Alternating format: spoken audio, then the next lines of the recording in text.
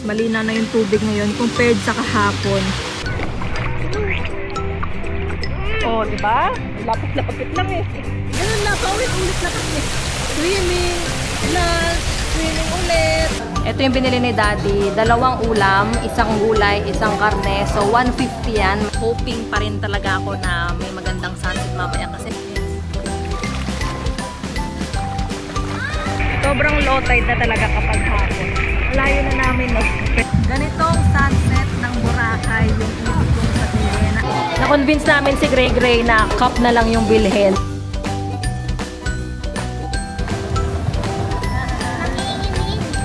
Dito na kami sa port. Ito yung pasukan niya, entrance.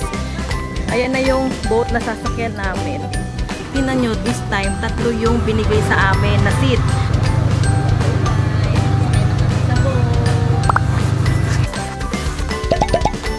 Hi, good morning! Last full day na namin ngayon dito sa Boracay. And nandito na kami sa breakfast area. Pero nakapang swimming na kami. Kasi dediretso kami, dediretso kami sa beach after kumain para makapag-swimming. Kasi kahapon hindi kami nakapag-swimming kasi medyo maulan, di ba, nung morning. Tapos maalon yung dagat. So sana ngayon mas clear. Kasi hindi kami nakapag-swimming ng umaga. Kahapon. Medyo okay na. So ayun. Kain tayo!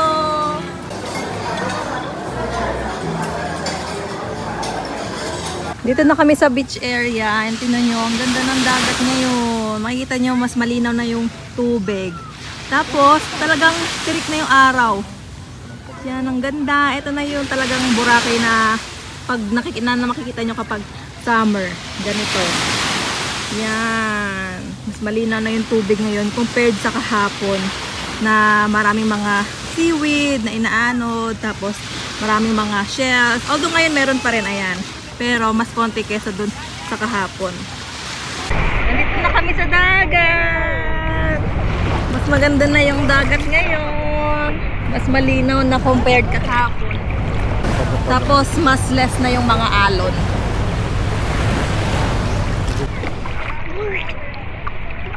Oh, di ba?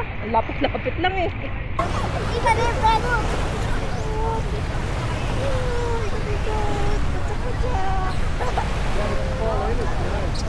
Lumipat na kami dito sa swimming pool. Mga 30 or 1 hour lang kami dito. Tapos magla-lunch na kami. Ganun lang, paulit-ulit na kami. Swimming, lunch, swimming ulit. Hindi kasi yung iba nag-activities. Kami kasi wala namang mga kid-friendly activities masyado. Sa age ni Gray Gray ha. Parang sailing lang. Dalawa na. Oh. Kami kasi nakapag-parasailing na, nakapag-flying fish, nakapag-helmet diving, island hopping. Ano? Land hopping. Ha? Ay, ano? Land tour. Pero tayo lang. Oh, land tour. Sobrang tagal na nun. Pero yun, wala tapos may mga ATV din dito, pero kasi nakapag-ATV naman na kami sa Bohol, pero sa Bohol yun. So yun, tsaka si Gray Gray kapag nasa beach talaga, swimming lang talaga yan. Masaya na siya sa swimming. So hindi namin sure kung magpaparaw sailing kami. Yun yung gusto namin itry sana ngayong Boracay namin. Pero tingnan natin kung maganda yung weather mamaya yung sunset. So, woohoo!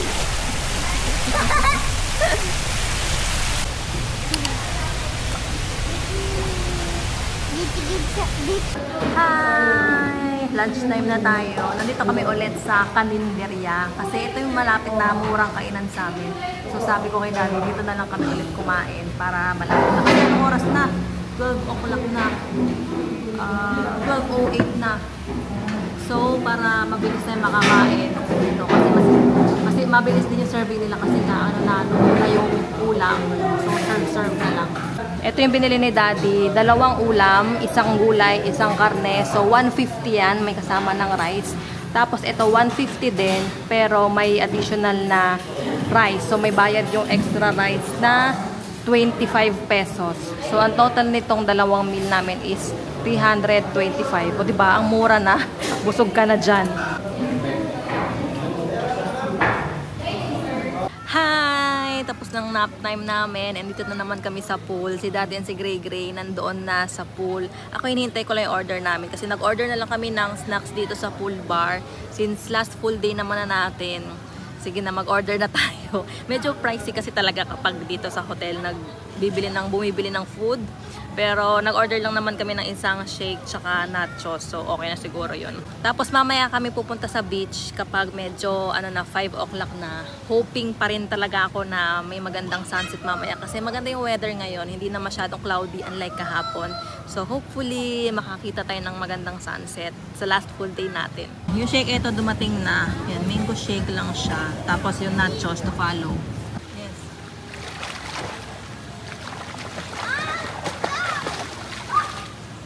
Ito na yung order namin na nachos. Ang laki pala nito, ang dami. Ayan. Nakalimutan ko lang kung magkano to. Parang 400 plus ata. Tapos pinahiwalay ko yung chili. Pero sabi naman nila, hiwalay naman daw talaga siya. Side naman daw. Ayan tayo. Hi! Dito na naman kami sa pool. Go! Wala akong ginagawa. Ako binabalit sa mukha. Ay, barilin mo rin sa mukha. Ay. Ganyan yung mga laro yung gusto nyong laro eh.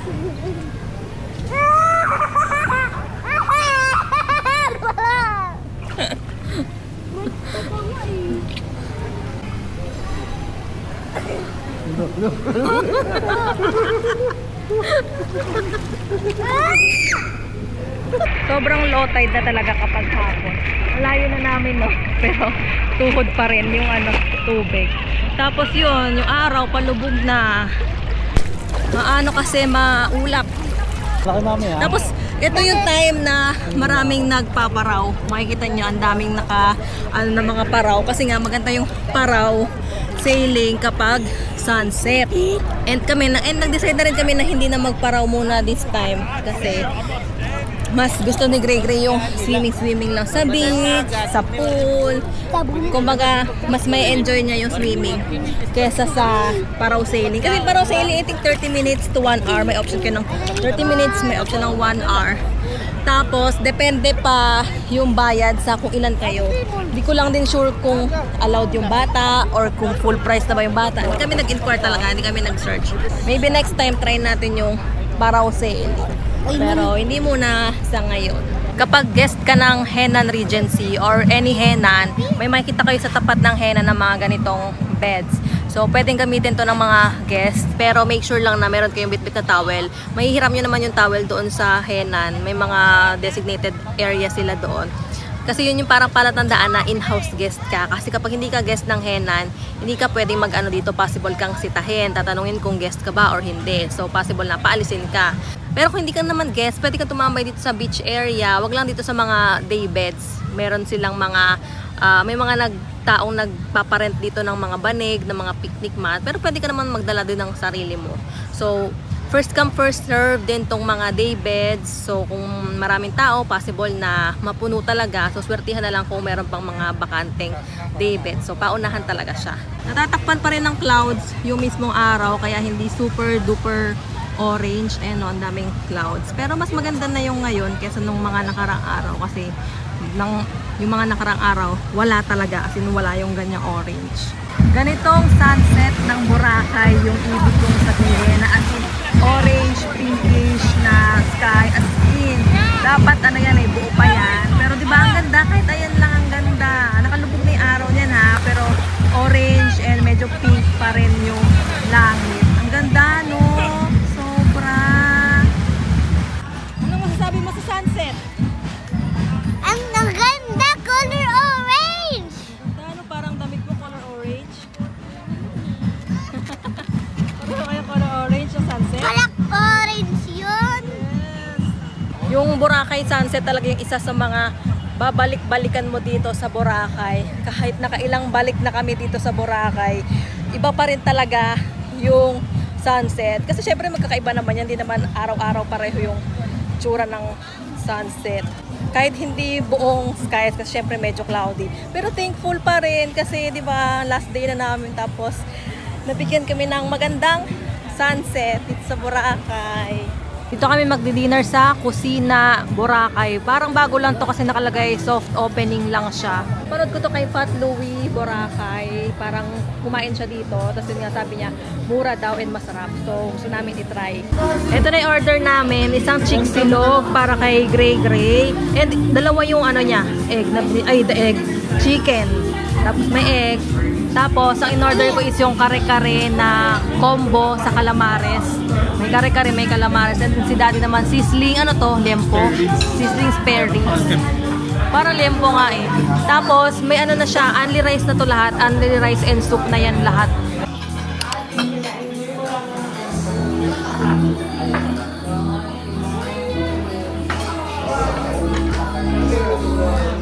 Daan kami ulit dito sa Halo Mango. Kasi nagustuhan ni Gray Gray, ayan yung ice cream na binili namin. Na-convince namin si Gray Gray na cup na lang yung bilhin. Kasi 180 lang to, tapos parang mas marami siyang laman. Compared dun sa ayan o, yung cone na ganyan, 260. Tapos parang mas konti yung laman yan kaysa dito, di ba? Yan, 180 lang yung ganito.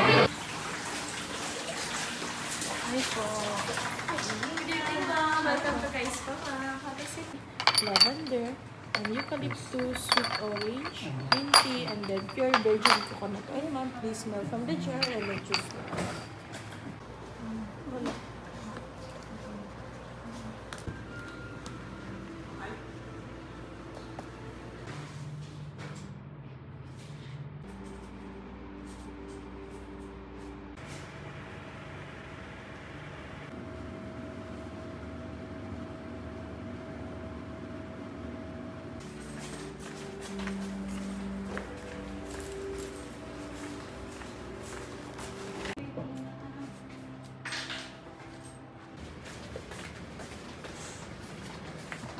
For happiness.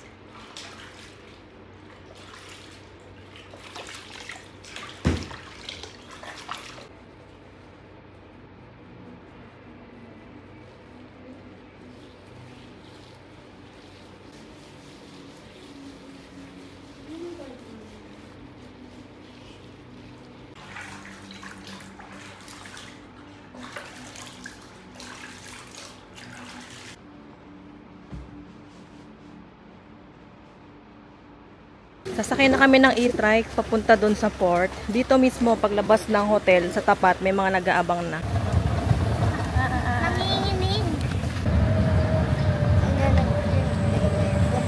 Dito na kami sa port. Ito yung pasukan niya, entrance. Pag iPass yung gamit nyo, dito sa side. Tapos kapag manual kayo, dito sa gitna. Tapos yung let's go, dito sa kaliwa.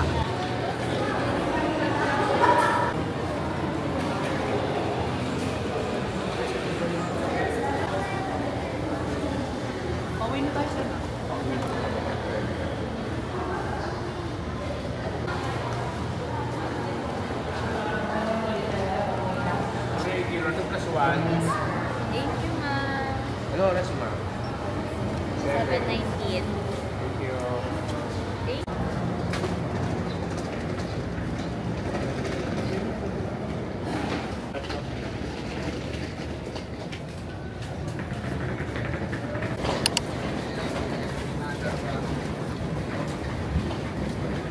Ayan na yung boat na sasakyan namin. Binigyan na lang kami binigyan na sa amin yung boat number. Tapos tinuro sa amin yan. Wow, dear. Ito yung boat number namin. Tingnan nyo, this time, 3 yung binigay sa amin na seat. Diba nung papunta kami, 2 lang. Ay, nakasakay na kami sa boat.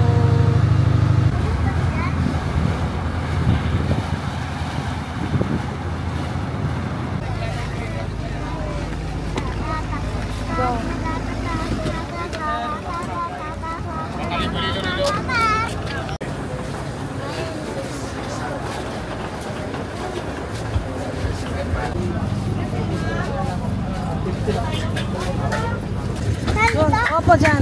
Go. Nakasakay na kami ng tricycle. Papunta naman to sa airport na. Tapos 50 pesos yung 50 each yung bayad. Si Gray Gray wala pang bayad. 100 per tricycle. Hanggang dito na lang yung mga tricycle. Dito na lang sila nagbababa sa drop-off zone. Pero malapit din naman, ayan na, lalakarin nyo na lang. Kasi doon sa unahan, no loading and unloading na. Siguro para hindi magsiksikan lahat doon. Wala nang security check dito, wala na nung x-ray machine. Diretso na. Tapos meron ng kiosk dito yung SEBPAC na for printing ng mga boarding pass, pang self-check-in. Pero dahil nakapag-online check-in na kami, diretso na kami doon. Andito na kami sa boarding area. Ang aga pa, 7:51 pa lang. Tapos, ang boarding time namin dapat is 9:30. Well, actually, kaya namin inagahan is because tinry namin na magpapalit ng seat. Kasi diba, lagi kami nag-online check-in. And sa experience naman namin, lagi kami magkakatabi sa isang row, either ABC or DEF. May isang beses lang namin na experience na nahiwalay si Daddy. Pero nasa isang row pa rin naman, parang dalawang aisle. And ganun ulit yung nangyari sa amin ngayon. Kung isang row rin naman, so most likely si Daddy tsaka ako yung aisle, tapos si Gray Gray yung middle. Pero ang worry kasi namin si Gray Gray, medyo ano na siya ngayon, malikot na siya ngayon. Dati kasi si Gray Gray sa mga flights, tulog lang siya. Pero ngayon kasi, hindi na siya nagtulog during the flight. Naglalaro siya, kumakain, gano'n. And worry namin, baka maka-istorbo sa passenger na nandun sa window side. So, tinry namin kanina and thankfully, nailipat naman kami. Marami kasing nagtatanong sa akin yan or marami ako nababasa na yun yung worry nila, may kasamang bata, tas baka magkakahiwalay ng seat. And lagi ko sinasabi sa experience namin, magkakatabi naman kami kahit online check-in kami. Kahit mga late na kami nag-online check-in, magkakatabi kami. Pero ayun nga, lagi ko rin sinasabi na pwede nyo namang itanong doon sa check-in counter kasi pwede naman silang mapakiusapan as long as may available pa. So, aagahan nyo na lang punta doon sa airport, sa check-in counter. Walang assurance yun, no guarantee na malilipat kayo. Pero you can try naman, di ba? So, ayun lang. Boarding na kami. Sasakay na kami ng bus. Bus 24 kami. Inassign kami dito. Sabi, bus 24 sasakyan.